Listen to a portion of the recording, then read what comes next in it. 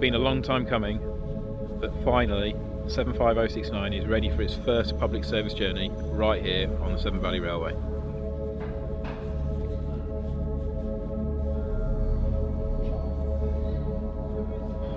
For the ones who worked on it, this has been our lives for 2.5 years, and I really couldn't be prouder of them.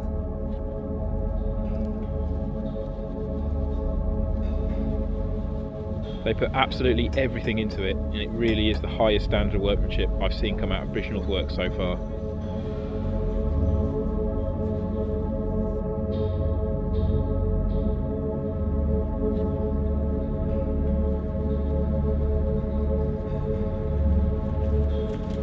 And we hope you can come along and see it running. Get on my shoulders, Steve. Say trains, trains.